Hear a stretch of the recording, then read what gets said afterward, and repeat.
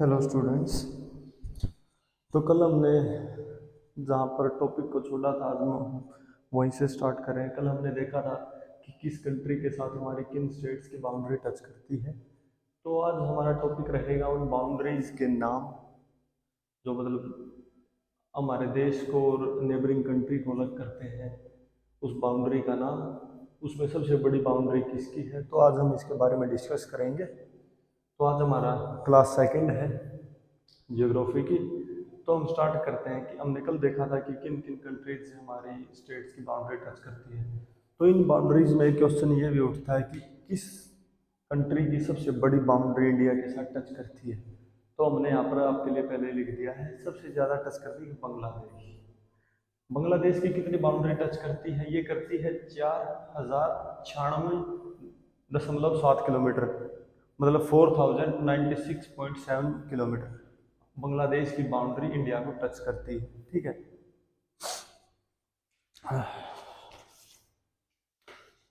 तो इस बाउंड्री का नाम है रेड क्लिफ लाइन। ये रेड क्लिफ लाइन जो है इंडिया और पाकिस्तान के बीच में अब जानी जाती है। लेकिन जब पाकिस्तान और बांग्लादेश इंडिया से सेपरेट हुए थे, जब पार्टीशन हुआ था, तो उस टाइम पर जो ये पाकिस्तान और इंडिया और बांग्लादेश के बीच में लाइन खींची गई थी, वो खींची थी साइरल रेड क्लिफ। और ये कब खींची गई थी? 1947 के अंदर। तो इन दोनों ही लाइंस को क्या बोला जाता है? Red Cliff line. ठीक है। ये 1947 में खींची गई थी। तो उसके बाद देखा जाए तो सबसे बड़ी बाउंड्री बांग्लादेश के बाद हमारी टच करती है चाइना से। चाइना से कितनी करती है? 3488 किलोमीटर, मतलब 3488 किलोमीटर। ठीक है। ये इंडिया के साथ सबसे बड़ी बाउंड्री, मतलब second largest boundary China touch करता है। तो चाइना की बाउंड्री है, इसको कहा जाता है मैकमोहन लाइन। ये जो इंडिया और चाइना के बीच में है, ये 1914, मैं यहाँ पर आपके लिए लिख देता हूँ याद करने के लिए। 1914, ये जो इसके लिए जिन्होंने ये लाइन खींची थी उनका नाम था सर आर्थुर हेनरी मैकमोहन। ठीक है। तो इस ये लाइन किसके द्वारा खींची गई थी? Sir Arthur Henry McMahon. ठीक है। तो उसके बाद आता है चाइना के बाद जो बॉर्डर टच करता है इंडिया को, जो साइज में बड़ा है, वो है पाकिस्तान। तो कितना टच करता है ये? 3323 किलोमीटर। ठीक है। तो 3323 किलोमीटर का टाइम ये आपको पहले ही बता चुके हैं। ये और ये जो लाइन है, ये किसके द्वारा खींची गई थी? Red Cliff, Cyril red Cliff के द्वारा। तो फोर्थ नंबर पर आता है नेपाल। नेपाल के साथ हमारी बाउंड्री टच करती है 1751 किलोमीटर। ठीक है। फिफ्थ नंबर पर आता है म्यांमार। म्यांमार के साथ करती है हमारी 1643 किलोमीटर की बाउंड्री टच, मतलब 1643 किलोमीटर की बाउंड्री किसके साथ टच करती है? म्यांमार। कई बार आप कॉम्पिटेटिव एग्जाम्स में बैठते हैं तो उसमें कई बार हम डायरेक्ट क्वेश्चन भी आ जाता है कि सबसे बड़ी बाउंड्री किसके साथ टच करती है, तो आप डायरेक्ट लिख दोगे कि बांग्लादेश। लेकिन आपको ये पैटर्न भी याद करना है कि बांग्लादेश के बाद चाइना, चाइना के बाद पाकिस्तान, पाकिस्तान के बाद नेपाल, नेपाल के बाद म्यांमार, म्यांमार के बाद भूटान और भूटान के बाद अफगानिस्तान। तो ये आपको ये सीरियल बिल्कुल याद रखना होगा, क्योंकि ये छोटे एग्जाम्स में नहीं आएगा। ये इस टाइप का आपका आ सकता है यूपीएससी पीसीएस, जो हरियाणा पीसीएस है, यूपी पीसीएस, या फिर सीजीएल में कई बार इनका पैटर्न पूछ लिया जाता है कि किस स्टेट का पैटर्न, मतलब कहाँ कौन सी कंट्री के बाद, मतलब सीरियल में कौन सी कंट्री आएगी जिसका इंडिया के साथ लॉन्गेस्ट बॉर्डर या शॉर्टेस्ट बॉर्डर टच करता है। ठीक है। तो उसके बाद नेपाल के बाद आता है भूटान। भूटान के साथ जो इंडिया, सॉरी, नेपाल के बाद आता है म्यांमार, और म्यांमार के बाद आता है भूटान। भूटान के साथ जो इंडिया की बाउंड्री टच करती है वो है 699 किलोमीटर। ठीक है। भूटान के साथ ही हमारी बाउंड्री टच करती है। तो फिर भूटान है सिक्स नंबर पर, और लास्ट है अफगानिस्तान। अफगानिस्तान के साथ जो हमारी बाउंड्री टच करती है वो सबसे छोटी बाउंड्री है। ठीक है। और वो है 106 किलोमीटर की। मैं यहाँ पर लिखना भूल रहा था, आपके लिए दोबारा लिख देता हूँ, 106 किलोमीटर। ठीक है। और ये कब खींची गई थी, ये इंपॉर्टेंट है। इसको डूरंड लाइन बोला जाता है, DURAND, डूरंड लाइन। और किन के द्वारा खींची गई थी ये? मोर्टमियर डूरंड, MORTIMER, मोर्टमियर डूरंड। कई बार इसका ईयर भी पूछ लिया जाता है, ईयर स्पेसिफिक क्वेश्चंस में। तो ये खींची गई थी 1893 में। 1893 में इंडिया और अफगानिस्तान के बीच क्या खींची गई थी, बाउंड्री। ठीक है, उस बाउंड्री का नाम क्या है, डूरंड लाइन। तो हम एक बार क्विक रिवाइज कर लेते हैं इसको, फिर मैं इसको रिवाइज करने वाला हूँ। आप चाहो तो स्क्रीनशॉट भी ले सकते हो इसका। ठीक है, तो पहले नंबर पर जो इंडिया की सबसे ज्यादा बाउंड्री टच करती है, बांग्लादेश। बांग्लादेश के बाद चाइना, चाइना के बाद पाकिस्तान, पाकिस्तान के बाद नेपाल, म्यांमार, भूटान और लास्ट में क्या है, अफगानिस्तान। ठीक है, आई होप आपको इसके साथ साथ ये क्लियर हो रहा होगा। तो उस टाइम पर जो ये बाउंड्री 1947 की बता रहा हूँ मैं आपको, जो इसको बोलते थे जो ये मतलब जो पंजाब पाकिस्तान में गया था, इसको बोलते थे वेस्टर्न पंजाब।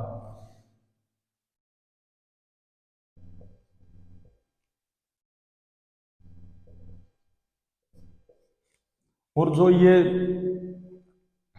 बांग्लादेश का जो पोर्शन है, सॉरी, वेस्ट बंगाल का जो पोर्शन है जो बांग्लादेश में 1947 में चला गया था, उसको बोलते थे ईस्टर्न बंगाल। ठीक है, और लेकिन पूरे बांग्लादेश को पहले क्या बोला जाता था, ईस्टर्न पाकिस्तान। ठीक है, क्योंकि ये पाकिस्तान के ईस्ट में है इसलिए इसको ईस्टर्न पाकिस्तान बोला जाता था। 1971 के बाद ये चेंज हो गया था, क्योंकि जो यहाँ पर डेमोक्रेटिक कंडीशंस बदल गई थी और पाकिस्तान अपना एक बांग्लादेश पाकिस्तान से अलग होकर एक सेपरेट कंट्री का स्टेटस ले चुका था। ठीक है, हम इसको इरेज कर देते हैं। तो आपने अब देखा होगा कि इंडिया के साथ कितनी कंट्रीज का बाउंड्री टच करती है, तो वो है 7। 7 में आपको इसका ऑर्डर भी याद होना चाहिए कि सबसे ज़्यादा किसका, सबसे कम किसका है। तो ये आपके लिए बहुत ज़रूरी है एग्जाम पॉइंट ऑफ व्यू से। ठीक है, तो प्लीज़ अगर आपको ये वीडियो अच्छी लग रही हो, टाइम कंज्यूमिंग न लगकर मतलब इम्पोर्टेंट लग रही हो, तो आप अपने दोस्त या फिर जो आपका सर्कल है जिसके साथ आप पढ़ते हैं, आपकी क्लास स्टूडेंट्स हैं या फिर आपके दोस्त हैं, आप उनके साथ शेयर कर सकते हो इसको। ठीक है, अगर अच्छी लग रही हो तो ही, वरना आप कमेंट्स में बता सकते हो कि कहाँ पर क्या कमी रह रही है। तो आज हमारा उसके बाद अब ये देख तो लिया हमारे कि कितना फॉरेन फ्रंटियर जो अदर कंट्रीज को टच कर रहा है, लेकिन इसका अगर टोटल पूछ लिया जाए तो टोटल फ्रंटियर है हमारा 15,200 किलोमीटर। ठीक है, 15,200 किलोमीटर क्या है जो इंडिया की बाउंड्री है जो अदर कंट्रीज को टच करती है। ठीक है, ये मैं यहाँ पर रफली बना रहा हूँ। ठीक है,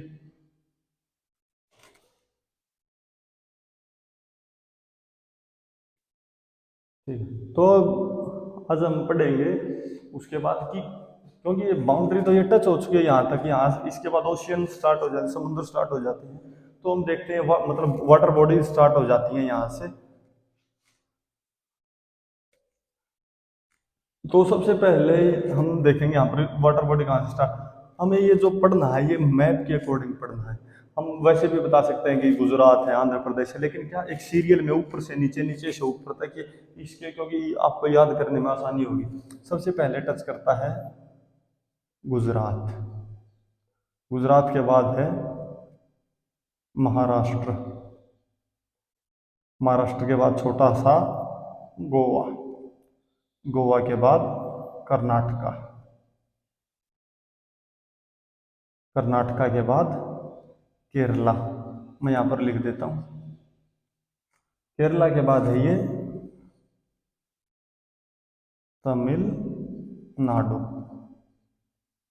आपको इसी पैटर्न में याद होने चाहिए, क्योंकि इसमें जब आप मैप बनाते हो या फिर एग्जाम में लिखते हो तो आपको ये मतलब माइंड में आपके फिगर सेट होनी चाहिए, इससे आपके लिए बहुत ही ज़्यादा इजी हो जाएगा ये।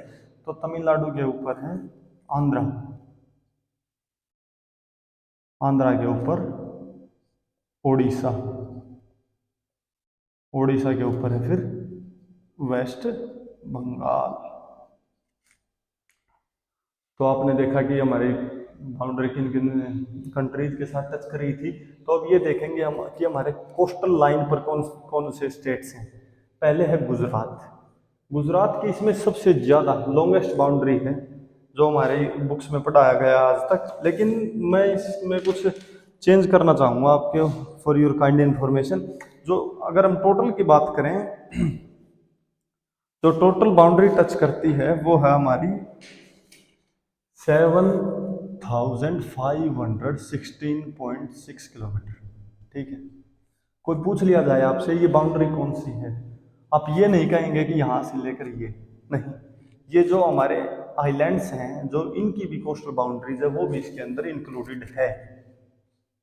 अगर आपसे पूछा जाए किस स्टेट की सबसे लंबी कोस्टल बाउंड्री है, तो आपका आंसर मैं समझता हूँ सबको पता होगा, गुजरात। ठीक है, अगर आपसे पूछा जाए कि सबसे लंबी किस यूटी या फिर स्टेट की बाउंड्री है, तो मैक्सिमम जो स्टूडेंट्स लगाएंगे वो लगाएंगे गुजरात, जो कि आपका आंसर गलत होगा। क्योंकि सीजीएल में इस लेवल तक का आएगा, लेकिन जब हम हायर स्टडीज की बात करते हैं, मतलब जिसमें कंपटीशन ज़्यादा है, तो वहाँ पर ये पूछा जाएगा, लेकिन उसमें आपका आंसर होना चाहिए अंडमान एंड निकोबार। अंडमान एंड निकोबार की जो कोस्टल बाउंड्री है वो गुजरात से कहीं ज़्यादा है। ठीक है, जो अंडमान निकोबार की बाउंड्री है, मैं यहाँ पर लिख देता हूँ आपके लिए, आप इसका स्क्रीनशॉट ले लेना। अंडमान को मैं A&N लिख रहा हूँ, जो इसकी बाउंड्री है वो है 1912 किलोमीटर। ठीक है, इसके बाद है गुजरात, ये है 1214.7 किलोमीटर। इसके बाद है आंध्र प्रदेश, इसके बाद है तमिलनाडु,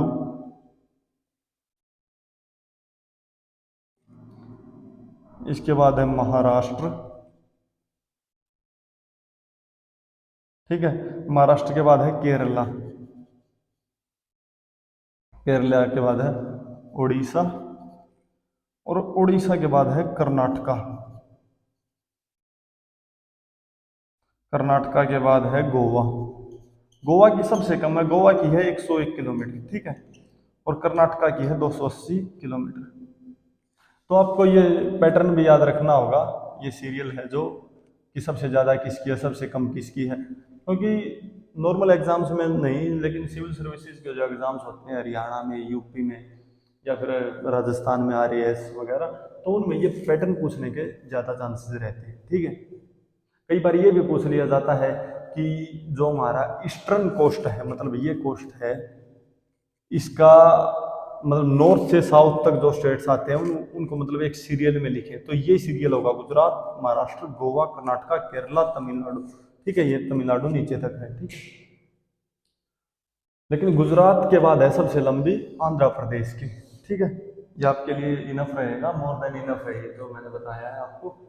ये मतलब जो हरियाणा स्टेट के, हरियाणा के होते हैं, यूपी के जो नॉर्मल एग्जाम्स होते हैं सी या डी ग्रुप के, उनके लिए बहुत ज़्यादा इन्फॉर्मेशन है, आप इसको नोट डाउन कर सकते हैं। ठीक है, अगर आपको कुछ साउंड रिलेटेड कुछ भी प्रॉब्लम आ रही है तो कमेंट में बताएं। हम और हम मॉर्निंग में आपके लिए मैथ की क्लासेस भी स्टार्ट कर चुके हैं। आज आपने देखा होगा, जिसने नहीं देखा वो जाके देख सकता है कि आज हमने मैथ की क्लास भी लगाई थी, जिसमें हमने डिविजिबिलिटी रूल बहुत अच्छे से एक्सप्लेन किया है। ठीक है, अगर आपको इससे रिलेटेड कोई प्रॉब्लम हो तो आप कमेंट में बता दीजिएगा, मैं आपका कमेंट में आंसर दे दूंगा। ठीक है,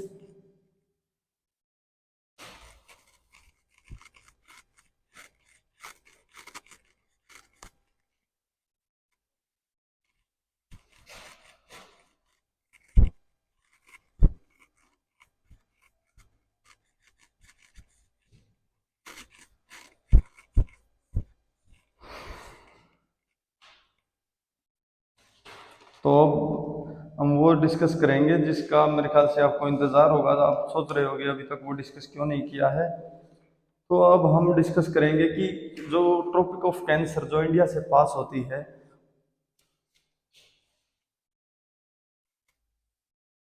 मैं रफली बना रहा हूँ ये। ठीक है,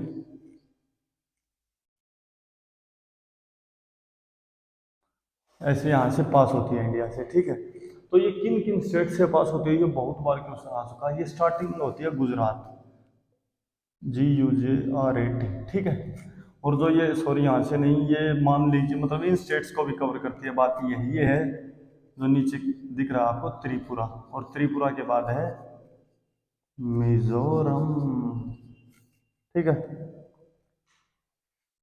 ये 23.5 डिग्री होती है ये हमारे।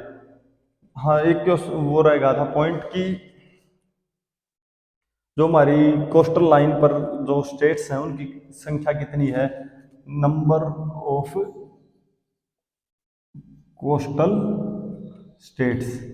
कोस्टल स्टेट्स हमारे 8। 8 आपको मेरे ख्याल से टिप्स पे याद होने चाहिए, मैं बहुत बार बता चुका हूँ आपको। गुजरात, महाराष्ट्र, गोवा, कर्नाटक, केरला, तमिलनाडु, आंध्र प्रदेश, उड़ीसा और वेस्ट बंगाल। ठीक है, तो हैं 8। तो जो हमारी ट्रॉपिक ऑफ कैंसर क्रॉस करती है वो है गुजरात, राजस्थान, मध्य प्रदेश, छत्तीसगढ़, झारखंड। झारखंड के बाद है वेस्ट बंगाल।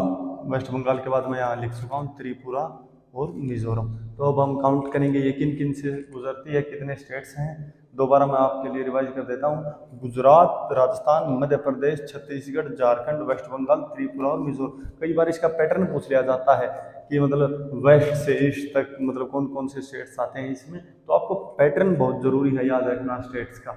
आप हमेशा ये बात याद रखें कि राजस्थान मध्य प्रदेश से पहले मतलब ट्रॉपिक ऑफ कैंसर राजस्थान को क्रॉस करती है। ठीक है, तो हमारा इसको देख लेते हैं कि हमारा ट्रॉपिक ऑफ कैंसर कितने स्टेट से होकर गुजरती है। 1 2 3 4 5 6 और 2 8। 8 स्टेट। 8 ही स्टेट हमारे कोस्टल लाइन पर हैं और 8 ही स्टेट से ट्रॉपिक ऑफ कैंसर गुजरती है। आप इसको रिलेट कर सकते हैं। ठीक है, मैं समझता हूँ आपको समझ में आ रहा होगा। अगर कोई भी प्रॉब्लम है तो आप कमेंट में बता सकते हैं, मैं आपका कमेंट में जवाब दूंगा या फिर अगले लेक्चर में उस चीज़ को सुधारने की पूरी कोशिश की जाएगी। अब हमने देखा कि कौन से स्टेट्स हमारे कोस्टल लाइन पर हैं, कौन से इंटरनेशनल बाउंड्रीज को टच करते हैं। ठीक है, कौन से ट्रॉपिक ऑफ कैंसर में आते हैं। अब कुछ वो स्टेट्स हैं जो हमारे लैंड लॉक्ड हैं, मतलब ना ही तो इंटरनेशनल बाउंड्री पे हैं और ना ही कोस्टल बाउंड्री पे। ये आपके लिए इंपॉर्टेंट हो जाता है। ये जो हरियाणा HCS का 2000 मेरे ख्याल 21 में 2021 में जो एग्जाम हुआ था प्री, तो उसमें पूछा गया था उन स्टेट्स की संख्या बाय नेम बोला गया था उसमें, मतलब कौन कौन से स्टेट्स हैं जो मतलब बाउंड्री इंडियन लैंड लॉक्ड हैं मतलब या फिर इंटरनेशनल बाउंड्रीज या कोस्टल लाइन को टच नहीं करते। तो ये है 5 स्टेट आपको याद रखना है। पहला है हरियाणा, दूसरा मध्य प्रदेश, तो इसमें हमारा तीसरा हो जाएगा झारखंड, चौथा छत्तीसगढ़ और जो 5वां होगा वो होगा तेलंगाना। ये जो 5 स्टेट्स हैं ये हमारे ना ही तो कोस्टल लाइन को और ना ही लैंड फ्रंटियर जो इंटरनेशनल कंट्रीज जो हमारे नेबरिंग कंट्रीज हैं उनके साथ नहीं टच करते। ये मैं बता रहा हूँ आपको HCS प्रीलिम्स जो अभी जिनकी ज्वाइनिंग हुई है उन प्रीलिम्स में पूछा गया था 2021 या 22 में हुआ था। 2021 में, सॉरी 22 में नहीं 2021 में श्योर है, उसमें हुआ था, उसमें ये पूछा गया था। तो इसलिए इस पॉइंट ऑफ व्यू से बहुत बहुत ज़्यादा इंपॉर्टेंट है। इसीलिए मैं कहता हूँ जहाँ पर भी आप स्टडी करते हैं वहाँ पर एक जरूर एक पॉलिटिकल मैप होना बहुत बहुत जरूरी है। ठीक है,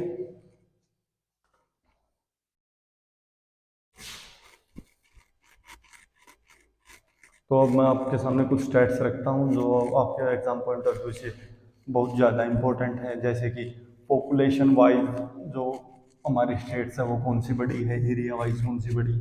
तो मैं एक बार लिख देता हूँ इसको, ये आपके ये बहुत ज़्यादा इम्पोर्टेंट है क्योंकि तकरीबन हर एक क्वेश्चन पेपर में ये पूछा जाता है।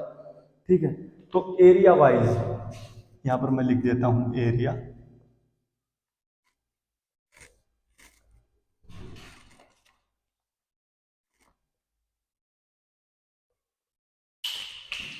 पहले 4 काफी रहेंगे या फिर 5 लिख देते हैं। पॉपुलेशन,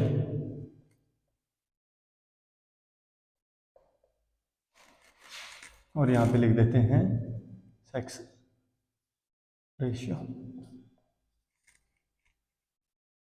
तो एरिया में सबसे बड़ा है राजस्थान, इसका 3,42,000 किलोमीटर के करीब है। जो ये इंडिया के एरिया का करीब करीब 10% ही राजस्थान में है। ठीक है, तो उसके बाद राजस्थान के बाद जो एरिया में बड़ा बड़ा है मतलब राजस्थान से जो छोटा है वो है मध्य प्रदेश। मध्य प्रदेश के बाद है महाराष्ट्र। महाराष्ट्र तो अब यहाँ से पूछ लिया जाए मध्य प्रदेश की क्या चीज़ फेमस है, तो मध्य प्रदेश के जो एमपी के गेहूं होते हैं वो बहुत फेमस हैं। फिर महाराष्ट्र के बाद है यूपी, ठीक है, और यूपी के बाद है गुजरात, ठीक है। ये जो हमारे टॉप 5 स्टेट्स हैं एरिया वाइज, सबसे बड़ा है राजस्थान, उसके बाद है मध्य प्रदेश, एमपी, उसके बाद महाराष्ट्र, यूपी और गुजरात। जब आपसे बड़ा पूछा जा सकता है तो सबसे छोटा भी पूछा जा सकता है, तो सबसे छोटा है एरिया वाइज गोवा। गोवा। फिर गोवा से बड़ा कौन सा है? सिक्किम। सिक्किम से बड़ा है त्रिपुरा, और त्रिपुरा से बड़ा है नागालैंड। ये हमने 4 स्टेट्स लिख दिए हैं। सबसे छोटा है गोवा, गोवा के बाद है सिक्किम, सिक्किम के बाद है त्रिपुरा, और त्रिपुरा के बाद है नागालैंड। ये आपको याद रखना बहुत जरूरी है। अब हमारा एरिया हो चुका है तो अब हम देखते हैं पॉपुलेशन। पॉपुलेशन के नज़रिए से कौन सा सबसे बड़ा है? आप सभी जानते होंगे यूपी। यूपी की पॉपुलेशन पाकिस्तान से ज़्यादा है। पाकिस्तान से ही नहीं, करीब करीब 150 से 180 कंट्रीज से बड़ी पॉपुलेशन है हमारे उत्तर प्रदेश की, ठीक है। उत्तर प्रदेश के बाद है महाराष्ट्र। महाराष्ट्र के बाद है बिहार। बिहार के बाद है वेस्ट बंगाल। वेस्ट बंगाल के बाद है मध्य प्रदेश। ये हमारे जो टॉप 5 पॉपुलेशन वाले स्टेट्स हैं ये हमने लिख दिए हैं। सबसे ज़्यादा किसकी है? यूपी की, ठीक है। यूपी के बाद है महाराष्ट्र, महाराष्ट्र के बाद है बिहार, बिहार के बाद है वेस्ट बंगाल, और वेस्ट बंगाल के बाद है मध्य प्रदेश, ठीक है। ये आपके लिए बहुत इंपॉर्टेंट है, आपको ये याद रखना है, ठीक है। तो अब हम देखते हैं सबसे कम किसकी है पॉपुलेशन। तो सबसे कम पॉपुलेशन है हमारे यहाँ पर सिक्किम। मैं ऊपर लिख देता हूँ इसको। सबसे कम है सिक्किम।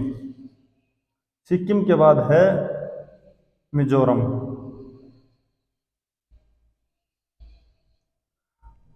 मिजोरम के बाद है अरुणाचल प्रदेश, और अरुणाचल प्रदेश के बाद है गोवा। ये जो सबसे कम पॉपुलेशन वाले स्टेट्स लिख दिए मैंने। सबसे कम सिक्किम, सिक्किम के बाद मिजोरम, मिजोरम के बाद आंध्र प्रदेश, आंध्र प्रदेश के बाद गोवा। ये आप ये पैटर्न याद रखिएगा। तो अब ये तो सिंपल सी चीज़ें थी, एरिया और पॉपुलेशन। अब आता है सेक्स रेशियो। मतलब सेक्स रेशियो का मतलब होता है कि 1000 लड़के जहाँ पर हैं वहाँ पर लड़कियों की संख्या कितनी है, इसको सेक्स, या फिर ऐसा कह सकते हैं 1000 लड़कियों के ऊपर कितनी लड़कियाँ, ठीक है। तो सबसे ज़्यादा जो सेक्स रेशियो है वो आप जानते ही होंगे, केरला। केरला का है ये 1084। केरला के बाद जो है, इसमें यूटीज भी काउंट होंगी, आप इस चीज का ध्यान रखना। केरला के बाद है पुदुचेरी, ठीक है। पुदुचेरी का है 1037, मतलब 1037। पुदुचेरी के बाद है तमिलनाडु। तमिलनाडु का है 996, मतलब 996, ठीक है। आंध्र प्रदेश में एपी लिख देता हूँ, एपी का यहाँ पर 993, मतलब 993, और 5th नंबर पर है छत्तीसगढ़। छत्तीसगढ़ का है 991, ठीक है। तो ये 5 टॉप स्टेट्स हैं हमारे सेक्स रेशियो को नज़र रखते हुए, ठीक है। तो उसके बाद है लोवेस्ट में आता है, स्टेट्स की बात कर रहा हूँ मैं यहाँ पे। लोवेस्ट स्टेट्स में आता है हरियाणा। हरियाणा का है 879। हरियाणा के बाद आता है J&K 889। J&K के बाद आता है पंजाब, मतलब सॉरी, J&K के बाद आता है सिक्किम। सिक्किम का जम्मू कश्मीर से एक ज़्यादा है 890, और सिक्किम के बाद आता है पंजाब। पंजाब का है 895, ठीक है। लेकिन यूटीज में देखा जाए जो सबसे कम है, यूटी में यहाँ पे लिख देता हूँ, यूटी में लोवेस्ट है वो है दीव, और दीव एंड दमन। दीव और दमन का जो सेक्स रेशियो बहुत ही कम है, वो है 618। ठीक है, आपके लिए बहुत ज़्यादा यूजफुल रहेगा। प्लीज़ आप इसका स्क्रीनशॉट ले सकते हैं, या फिर मैं 1-2 मिनट रुक जाता हूँ, आप इसको नोट कर लीजिए। बहुत ही इंपॉर्टेंट स्टेट्स है ये। हरियाणा में तो फैक्चुअल डाटा इतना पूछा जाता है, इतना पूछा जाता है, जो डायरेक्ट यहीं से, मतलब जो डायरेक्ट जो मैं आपको कल वो बता रहा हूँ संख्या, वो ऐसे की ऐसी आ सकती है उसमें। ठीक है, तो आप इसका जरूर ध्यान रखना। ठीक है, आई होप आपको सब कुछ समझ में आ रहा होगा आसानी से। तो अब वो एरिया जिसका सबसे कम है वो मैं आपको बता चुका हूँ, सिक्किम का है, पॉपुलेशन बता चुका हूँ। ठीक है, तो अब हम देखते हैं हाईएस्ट डेंसिटी। हाईएस्ट मेरे ख्याल से ज़्यादा हो गया आज कल से, तो चलो आज क्लास यहीं पे छोड़ देते हैं। तो कल करेंगे हम पॉपुलेशन डेंसिटी का एक बार नोट कर लेंगे। ठीक है, तो उसके बाद करेंगे हम फिजिकल ज्योग्राफी ऑफ इंडिया में। हम ये बता देंगे कि इंडिया मतलब 5 रीजन्स में बटा हुआ। कल हम मेनली हम पढ़ेंगे हिमालय। हिमालय के बाद जो हमारा पोर्शन होगा वो होगा नॉर्थ इंडियन प्लेन। ठीक है, तो मैं कल का टॉपिक लिख देता हूँ, आप उसको थोड़ा पढ़ सकते हो, जिससे आपका बेस क्लियर होगा। तो कल हम इसके ऊपर बात करेंगे। जो कल है हमारा वो बात होगी ज्योग्राफी ऑफ इंडिया में, physical geography of India, Indian physical geography बोल सकते हैं, इंडियन फिजिकल जियोग्राफी। ठीक है, पहले हम यहाँ पर पढ़ेंगे हिमालय, हिमालयन माउंटेन, फिर पढ़ेंगे नॉर्थ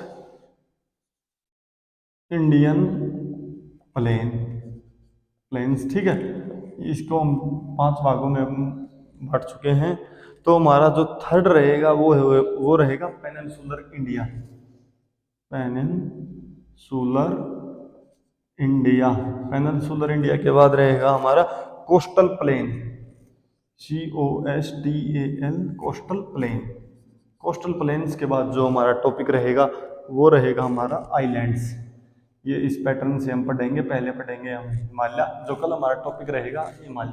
आई होप वो कल कंप्लीट हो जाएगा। फिर उसके बाद नॉर्थ इंडियन प्लेन्स, और इसके बाद हम रिवर्स वगैरह पढ़ेंगे। तो ठीक है, तो कल हमारा जो स्टार्टिंग टॉपिक रहेगा